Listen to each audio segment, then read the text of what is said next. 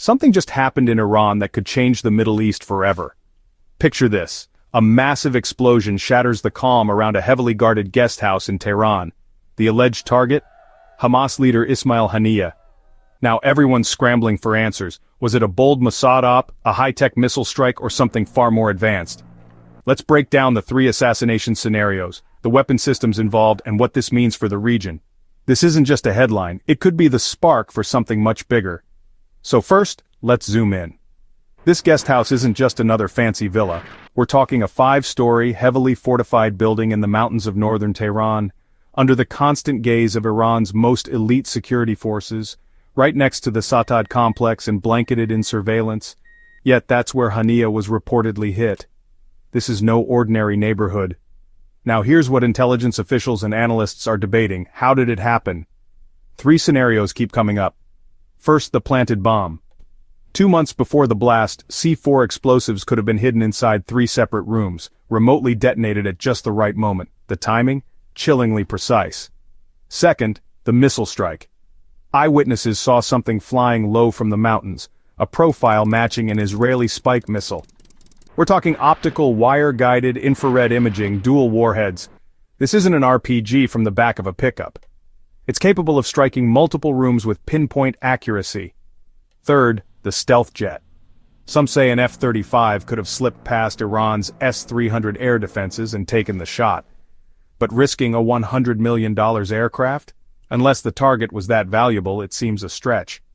If you ask me, the spike missile makes the most sense. It's stealthy, precise, designed for just these sorts of targets. Even Iran's own military confirmed a 7 kilograms, short-range projectile was fired from outside the compound. Coincidence?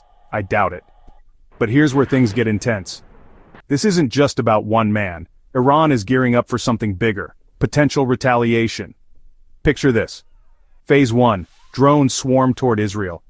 Phase 2. Cruise missiles streak in at 800 kilometers an hour. Phase 3. Ballistic missiles at over 6,000 kilometers per h could arrive almost simultaneously. Israel's allies won't sit on their hands.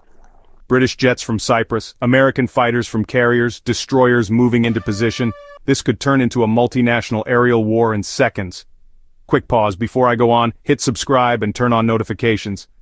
I'm bringing you high-intensity military analysis, backed by exclusive animations. Don't miss what's next. Now, Israel's not exactly defenseless. Arrow intercepts missiles outside the atmosphere. David's sling handles the mid-range threats. Iron Dome, that's for the short-range rockets. But Hezbollah's dug in along the border, loaded with anti-aircraft guns and hundreds of battle-hardened fighters.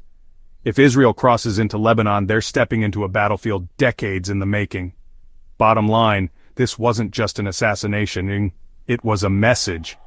Whether it was a bomb, a missile, or a stealth jet, the ripples are already being felt across the region. Drones, missiles, defense systems, regional alliances, all locking into place. The Middle East may never be the same. So what do you reckon really happened in Tehran that night?